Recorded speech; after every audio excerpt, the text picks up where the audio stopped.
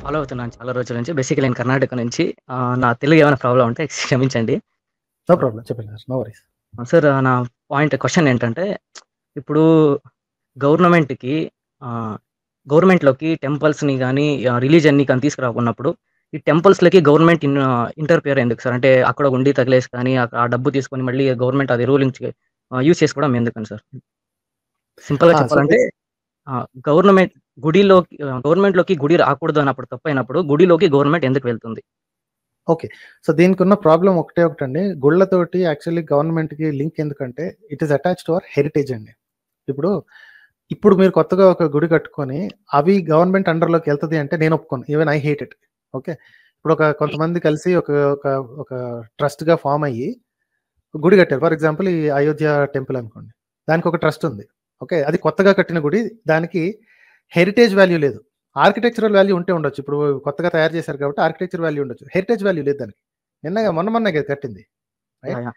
So రాజుల కాలం నుంచి కట్టింది కాదు. సో అది మన తరతరాలుగా వచ్చే హెరిటేజ్ ఆస్తి కాదు. జస్ట్ ఇట్ ఈస్ మొన్న కట్టుకుంది. ఇలాంటి వాటి మీద గవర్నమెంట్ అస్సలు చేయబెట్టకూడదు. ఓకే.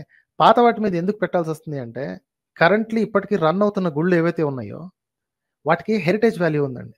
ఒక ట్రస్ట్ చేతిలో పెడితే ఆ ట్రస్ట్ వాళ్ళు ప్రాఫిట్ గనక ముందు పెట్టుకొని దాన్నేమంటారు? ఆ హెరిటేజ్ వాల్యూని పోగొడతారేమో అని ఒక డౌట్ ఉంటది. Okay sir. ఓకే. అందుకని చెప్తే గవర్నమెంట్ చేతిలో కొంచెం ఉంటది. Even I don't like it. నన్నడిగితే కరెక్ట్‌గా గవర్నమెంట్ సారీ గుళ్ళకి అన్నిటిని ట్రస్ట్‌లుగా తయారు చేసి వాళ్ళ దానికి వదిలేసేయాలి. ఓకే. ప్లస్ అది పెట్టిన తర్వాత ఆ ట్రస్ట్‌లకి స్ట్రిక్ట్ గైడ్‌లైన్స్ ఇవ్వాలి. ఓకే. మీ వ్యవహారాలన్నీ మీరు చూసుకోండి. కాకపోతే ఏంటి టాక్స్ గనక ఏస్తే మొత్తం అన్ని దాన్నేమంటారు? రిలీజియస్ ప్లేసెస్‌కి టాక్స్ ఎయ్యాలి. టాక్స్ గనక టాక్స్ ఎగ్జంప్షన్ గనక కోరితే you need to have auditing every year. Okay. Okay. Auditing అది కూడా అఫీషియల్ అదే ఒక థర్డ్ పార్టీ దానితోటి ప్రాపర్‌గా మిగతా కంపెనీ లాగానే ఒక నాన్ ప్రాఫిట్ ఆర్గనైజేషన్స్ ఎలా అయితే ఉన్నాయో వాటికి ఆడిటింగ్ ఎలా జరుగుతుందో అలాగే చేయాలి. పబ్లిక్ రికార్డ్‌లో ఉంచాలి. ఇలా యాస్ లైక్ చేస్తే ఎ ఫర్మ్ తర ఏదండి?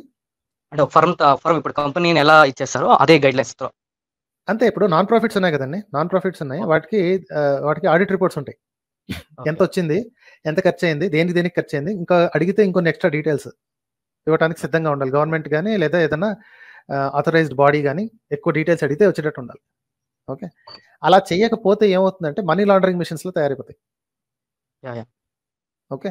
ప్లస్ మన దగ్గర ఇది ఎలా తెలుసు అంటే ఆల్రెడీ మిగతా దేశాల్లో churches have become money laundering machines.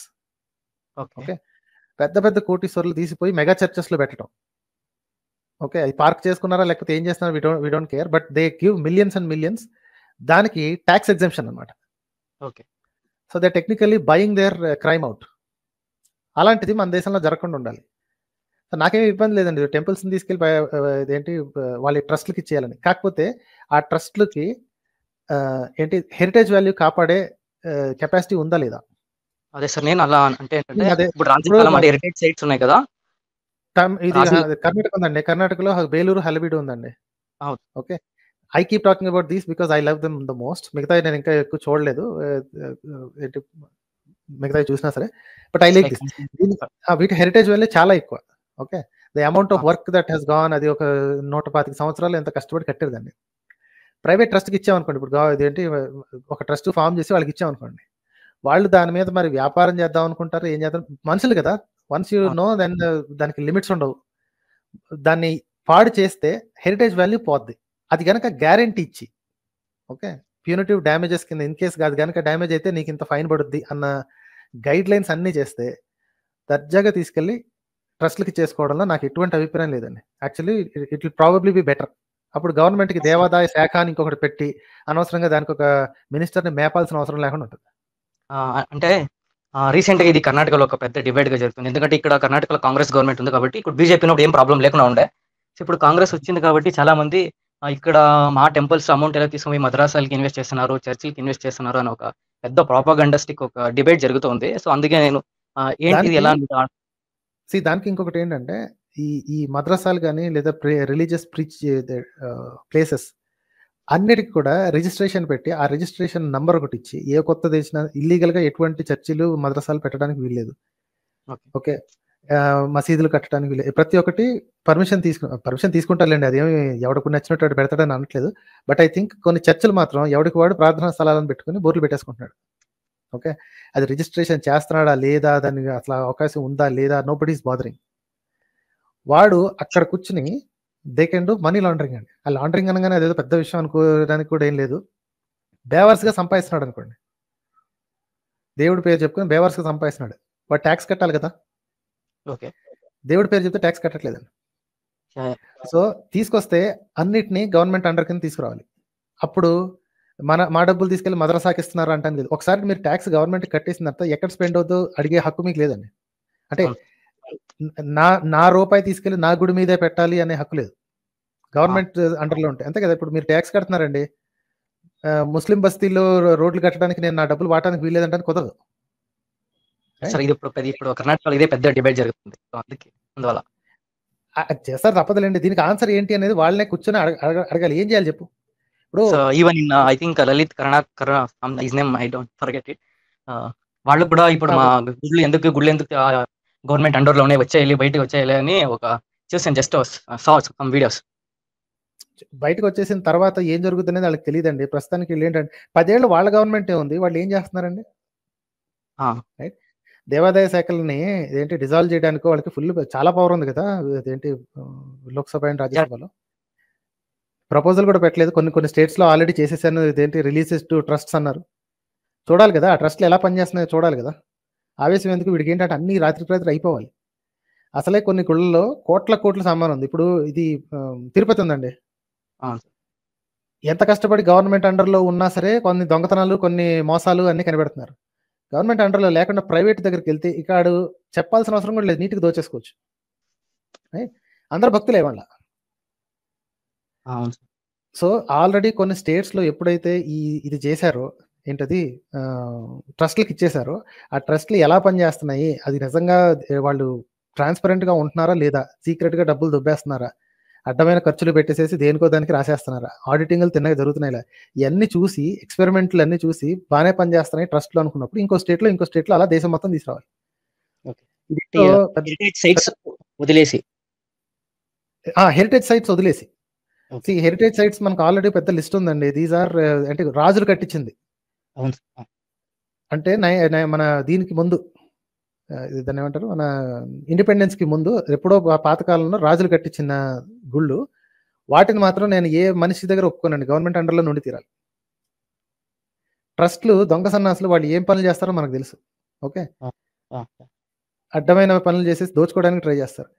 తర్వాత కట్టుకున్న గుళ్ళు ఏ ఒక్కటి కూడా I don't think it should be with government. వాళ్ళకి ఏంటి, ఎవడో స్థలాలు దానం చేసుకున్నాడు, ఎవడో డబ్బులు దానం చేశాడు, ఎవరో పనులు దానం చేశారు, అందరు కలిసి గుడి కట్టుకున్నాను, గవర్నమెంట్ ఎందుకు చేయబెట్టాలి.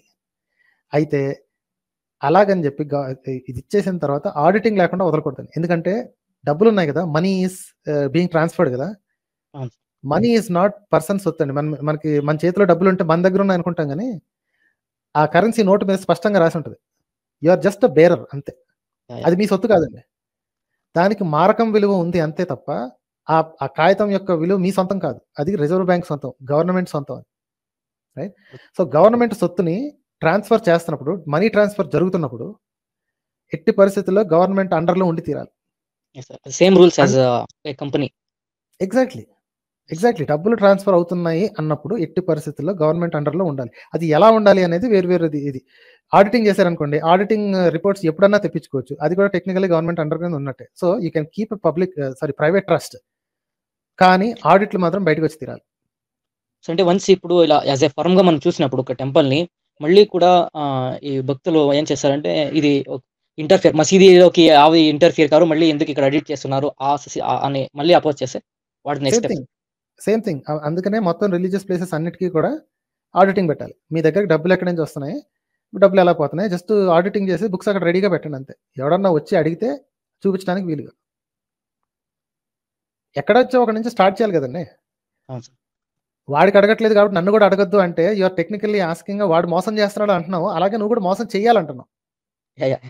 రైట్. Very bad position. అది అసలు తలకాయ ఉన్నాడు ఎవడో ఒప్పుకూడదండి. వాడు డబ్బులు ఎలా వస్తున్నాయో చెప్పట్లేదు అంటున్నావు, నువ్వు కూడా అలాగే చేస్తానంటే you want to do the same thing. Right. ప్రక్షాళన ఆ! చేద్దాం అనుకున్నప్పుడు పూర్తిగా ప్రక్షాళన చేద్దాం. ప్రతి అదే. ఒక్క రిలీజియస్ ప్లేస్‌ని ప్రైవేట్ ట్రస్ట్‌ల కింద వాళ్ళ రిలీజియస్ ట్రస్ట్‌లకి వదిలేసి పక్కాగా ఫైనాన్స్ మినిస్ట్రీ కింద ఒక చిన్న డివిజన్ ఇప్పుడు ఏదైతే దేవాదాయ శాఖ అని ఉందో దాన్ని expand to all religions. Yeah! This is my opinion అండి. ఇది ఇంతకంటే బెటర్ ఆర్గ్యుమెంట్స్, ఇంతకంటే కంప్లీట్‌లీ డిఫరెంట్ ఆర్గ్యుమెంట్స్ లాయర్స్ దగ్గర ఉంటాయి. దీని యాహ్! మీద పని చేసేవాళ్ళు, దీని మీద వర్క్ చేసేవాళ్ళు చాలా మంది ఉన్నారు. ఈ లలిత్ ఇట్లాంటి పనికిమాలిన వెధవలు ఈళ్ళేంటంటే ఊరికే రెచ్చగొట్టడం తప్ప వీళ్ళకి సమస్యకి పరిష్కారం ఆలోచించే ఉద్దేశ్యం లేదండి. ఓకే. రైట్? రెండు వైపులా ఆలోచన చేసి ఇలా చేస్తే ఎలా ఉంటది అన్న ఆలోచన లేదు.